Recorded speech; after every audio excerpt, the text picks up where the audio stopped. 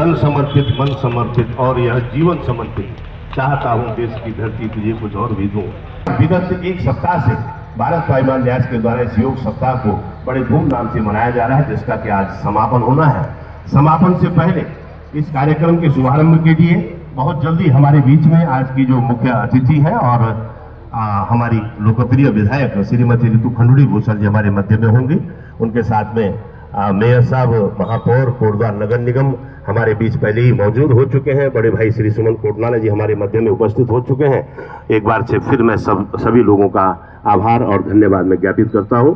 हमारे बीच में आज के कार्यक्रम की मुख्य अतिथि के रूप में हमारी कोटद्वार क्षेत्र की लोकप्रिय विधायक और अध्यक्षा विधानसभा श्रीमती रितु खंडूड़ी भूषण जी हमारे मध्य में पहुंच चुकी है। आपका मैं भारत स्वाभिमान न्यास कोटद्वार की ओर से तहे दिल से और एक बार मेरा अनुरोध रहेगा ओम की ध्वनि से स्वागत कीजिएगा। सभी लोग इसकी शुरुआत कर रहे हैं। इसी प्रकार से ये कार्य पूरे विश्व में फैले, इसकी यश कीर्ति फैले, इसके लिए मैं एक बार पुनः अपनी अध्यक्षा विधानसभा श्रीमती रितु खंडूड़ी भूषण जी को मैं बहुत बहुत धन्यवाद मैं देता हूं कि आपने इस अंतर्राष्ट्रीय महत्व के कार्यक्रम में हम सब के बीच पहुंच करके इस कार्यक्रम की शोभा बढ़ाई है और संस्था आपके प्रति कृतज्ञता व्यक्त करते हुए अपने मुख्य अतिथि का स्वागत अभिनंदन करने के लिए मैं आग्रह करूंगा। हमारे बीच में श्रीमती उषा सवाल जी हैं, आशा रावत जी हैं, सुनीता कोटनाला जी हैं, आरती खरगवाल जी हैं। मेरा आपसे अनुरोध है कि दीदी को एक संस्था का एक पट, एक अंगवस्त्र भेंट करके दीदी का सम्मान करेंगे। श्रीमती बीना रावत जी से मेरा अनुरोध है, कृपया आप भी मंच में आने का कष्ट करेंगे। आगे एक पटका भेंट करके स्वागत सम्मान करेंगे, वस्त्र भेंट करके स्वागत अभिनंदन करेंगे। तन समर्पित, मन समर्पित और यह जीवन समर्पित चाहता हूं देश की धरती तुझे कुछ और भी दूं। ऐसा संकल्प लिए हुए हमारी दीदी रितु खंडूड़ी जी का मैं आपने शिक्षा की ऐसी ज्योत जलाई है केंद्रीय विद्यालय की स्थापना के लिए बहुत बहुत साधुवाद हम सब लोग आपको देते हैं। और ये विशेष सम्मान मां सरस्वती की आपने यहाँ पर बहुत अच्छे ढंग से केंद्रीय विद्यालय के रूप में उसकी स्थापना भी आपने कर ली है। और मुझे लगता है कि जहाँ पर मां सरस्वती की स्थापना जिस क्षेत्र में हो जाए तो मुझे लगता है कि सब कुछ ठीक ठाक यहाँ पर होने वाला है। इसके लिए बहुत बहुत बधाई, बहुत बहुत साधुवाद।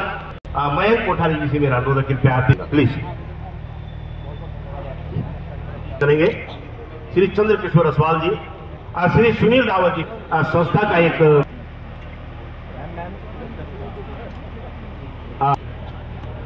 मेरा अनुरोध रहेगा श्री असवाल जी से चंद्र किशोर रहेगा इन बच्चों के साथ रितु खंडूड़ी जी के द्वारा इन बच्चों को विशेष इनके उपलब्धि पर और विशेष इनके परफॉर्मेंस पर इनको अपनी तरफ से सम्मान इन बच्चों का और देश के भविष्य का सम्मान बहुत बड़ा एक अच्छा उदाहरण दीदी के द्वारा यहाँ पर। और हमेशा आप कुछ न कुछ ऐसा कार्य आप करती रहती है कि जो समाज के लिए जो प्रेरणा का कार्य करता हो।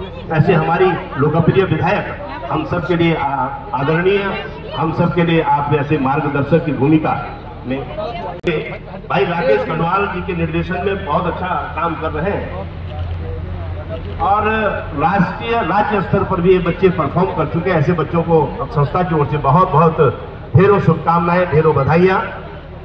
भाई राकेश कनवाल जी को विशेष साधुवाद और दीदी को बहुत बहुत धन्यवाद है कि आप निसंदेह जो हमारे राष्ट्र के भविष्य है, इन बच्चों के भविष्य के लिए आप इतने चिंतित हैं। इनको आगे बढ़ाने के लिए मैं एक बार पुनः आपको नमन करता हूं, आपकी सोच को मैं प्रणाम करता हूं। के कोने कोने में योग का महत्व हम सबको समझाया है, चाहे वो प्रत्यक्ष रूप में हो, टीवी के माध्यम से हो। आज हर घर में योग जो पद्धति सालों से इस देश में प्रचलित थी, लेकिन इसकी जो महत्वपूर्ण, जो ये कितनी महत्वपूर्ण है उसके बारे में हमें बहुत जानकारी नहीं थी। पतंजलि के द्वारा हमारे सम्मानीय आदरणीय रामदेव बाबा जी के कारण पूरे विश्व में और हिंदुस्तान के लिए तो इतना आनंद आता है। घर घर, छोटा शहर, बड़ा शहर, गांव हो, दूर का गांव हो, पास का गांव हो, सभी भाई और बहन इस पद्धति को अपना रहे हैं और दिख रहा है कि सेहत में, चाहे वो बच्चों की हो, चाहे हम बहनों की हो, भाइयों की है, को बहुत ज्यादा अच्छा महसूस हम लोग कर रहे हैं। तो मैं सबको एक बार बहुत सी शुभकामनाएं और बधाई देती हूँ। और आप सबको जैसे कहा गया है, केंद्रीय विद्यालय शिक्षा भी बहुत आवश्यक है और शिक्षा के लिए कोट द्वार में बहुत ही सुंदर व्यवस्था आदरणीय प्रधानमंत्री जी के द्वारा की गई है। आदरणीय हमारे धर्मेंद्र प्रधान जो शिक्षा मंत्री हैं उनको भी आभार, अपने सांसद जी अनिल बलूनी जी को बहुत बहुत आभार, अपने मुख्यमंत्री को जिन्होंने पॉलिसी बदली उत्तराखंड की केंद्रीय विद्यालय के स्कूलों को लेकर, उनका बहुत बहुत आभार व्यक्त करना चाहूंगी। और साथ ही जो हमारे शिक्षा मंत्री धन सिंह जी, उनका भी आभार व्यक्त करना चाहूंगी। और सारे कोटद्वार वासियों की तरफ से आज के शुभ दिन आदरणीय प्रधानमंत्री दीर्घायु हो, खूब जो विकास वो देश में और पूरे संसार में जिस तरह से भारत का नाम रोशन कर रहे हैं वो ऐसा करते रहें। आप सबकी शुभकामनाएं उनको मैं यहाँ से अपनी तरफ से और आपकी तरफ से प्रेषित करती हूँ। अब हम सब योग करेंगे। आपने समय दिया।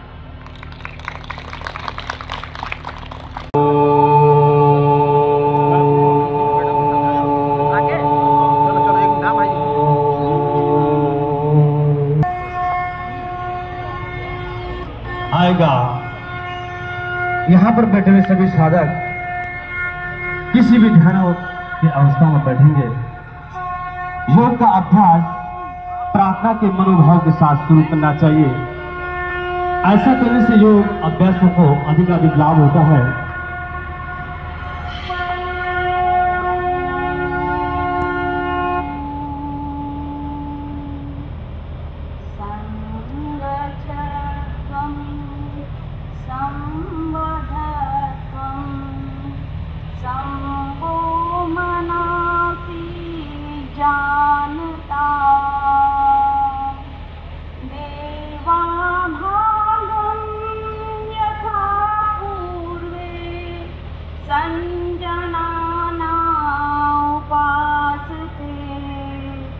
संजना उपासते। हम सभी प्रेम से मिलकर चलें, मिलकर बोलें और सभी ज्ञानी बने। अपने पूर्वजों की भांति हम सभी कर्तव्यों का पालन करें।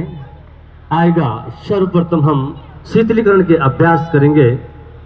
आप सभी से मेरा निवेदन है कि आप सभी अपने स्थान पर खड़े हो जाएं।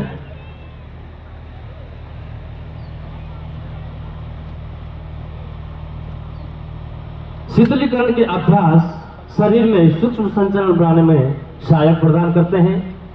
इस अभ्यास को खड़े होकर या बैठकर भी किया जा सकता है। प्रथम चरण गर्दन घुमाना दीर्घचालन। सर्वप्रथम पैरों के बल आराम से खड़े हो जाएं। हाथों को शरीर के बगल में सीधा रखें। अभ्यास के समय हाथों को कमर पर रखें। श्वास को बाहर निकालते हुए सिर को धीरे धीरे आगे की ओर झुकाएं और टूटी को वक्ष पर स्पर्श कराने की कोशिश करें। श्वास को अंदर लेते हुए सिर को जितना पीछे की ओर ले जा सकते हैं पीछे की ओर ले जाएं। श्वास भरते हुए सम स्थिति पे वापस आएंगे। विराम। द्वितीय चरण गर्दन दाईं ओर और बाईं ओर झुकाना। श्वास को बाहर छोड़ते हुए सिर को धीरे धीरे दाईं ओर झुकाएं। कान को कंधे के जितना नजदीक लाना संभव हो लाएं। श्वास को अंदर ग्रहण करते हुए सिर को सामान्य स्थिति में लाएं। श्वास को बाहर छोड़ते हुए सिर को धीरे धीरे बाईं ओर झुकाएं। कान को कंधे के नजदीक लाएं। इसी प्रकार श्वास को अंदर ग्रहण करते हुए सिर को सामान्य स्थिति में लाएं। विराम। आइए इसका तृतीय चरण। सिर को सीधा रखें। श्वास को बाहर छोड़ते हुए सिर को आराम से दाईं ओर घुमाएं, जिससे टुटी और कंधे एक बराबर में हो जाए। श्वास को अंदर लेते हुए सिर को सामान्य स्थिति में लाएं। श्वास को बाहर छोड़ते हुए सिर को बाएं तरफ घुमाएं। श्वास को अंदर लेते हुए सिर को सामान्य स्थिति में लाएं। विराम। चतुर्थ चरण ग्रीवा घुमाना, गर्दन घुमाना। श्वास छोड़ते हुए सिर को आगे की ओर झुकाएं और ठुड्डी को सीने से स्पर्श कराने की कोशिश करें। श्वास को अंदर लेते हुए सिर को धीरे धीरे घड़ी की सुई की दिशा में घुमाएं तथा वापस आते समय श्वास को बाहर छोड़ें। श्वास को अंदर लेते हुए सिर को धीरे धीरे घड़ी की सुई की दिशा में घुमाएं तथा वापस आते समय श्वास को बाहर छोड़ें। अस्तुत क्षेत्र की तंत्रिकाएं स्वस्थ रहती है। अभ्यास विधि पैर परस्पर मिले हुए हों, पैर से सिर तक का हिस्सा सरलता से सीधा रखते हुए खड़े रहें। बगल से अपनी दोनों भुजाओं को सिर से ऊपर उठाएं। हथेलियां बाहर की ओर हो। दोनों भुजाओं को वापस ले आए। पूर्व स्थिति में वापस आ जाएं। बिना द्वितीय चरण संचालन। सीधे खड़े हो जाएं। बाएं हाथ की उंगलियों को बाएं कंधे पर रखें और उसी तरह दाएं हाथ की उंगलियों को दाएं कंधे पर रखें। दोनों कोहनियों को पूरी तरह 3 बार चक्राकार में घुमाएं। 1 2 3। विपरीत दिशा में भुजाओं को खींचकर 3 बार घुमाएं और कोशिश करें इसी दौरान भुजाएं शरीर को स्पर्श करें। 1 2 3। इस समय शरीर को बाईं ओर घुमाएं जिससे कि दाएं हथेली बाएं कंधे को छुए। श्वास को अंदर लेते हुए पूर्व स्थिति में वापस आ जाएं। श्वास को बाहर छोड़ते समय शरीर को दाईं ओर घुमाएं जिससे कि बाएं हथेली दाएं कंधे को छुए। श्वास को अंदर लेते हुए पूर्व स्थिति में वापस आ जाएं। श्वास को छोड़ते हुए घुटनों को मोड़ें और अपने शरीर को बैठने की स्थिति में लाएं। कुछ देर रुकें। श्वास को शरीर के अंदर ग्रहण करते हुए सम स्थिति में वापस आ जाएं। विराम। अगला अभ्यास ताड़ासन। ताड़ शब्द का अर्थ है पहाड़, ताड़ या खजूर का पेड़। इस आसन के अभ्यास से शरीर शक्त बनता है। इस आसन के अभ्यास से मेरुदंड से संबंधित नाड़ियों में रक्त संचार ठीक होता है। सावधानियां, उन व्यक्तियों को यह आसन नहीं करना चाहिए जिन्हें हृदय संबंधित समस्याएं हों। सामान्य स्थिति, दोनों पैरों के बीच 2 इंच की दूरी रखें। दोनों हाथों की उंगलियों को आपस में एक दूसरे से मिलाएं तथा हथेलियों को बाहर की ओर रखते हुए श्वास को शरीर के अंदर ग्रहण करें। भुजाओं को ऊपर की ओर करके कंधों को एक सीध में ले आए। पैर की एड़ियों को पृथ्वी से ऊपर उठाएं और पैर की उंगलियों पर अपना संतुलन बनाएं। श्वास को शरीर से बाहर छोड़ते हुए एड़ियों को वापस जमीन पर रख लें। अब हाथ की उंगलियों को अलग अलग करते हुए भुजाओं को शरीर के समांतर लाएं। फिर इसके बाद पारंपरिक स्थिति में वापस आ जाएं। विराम।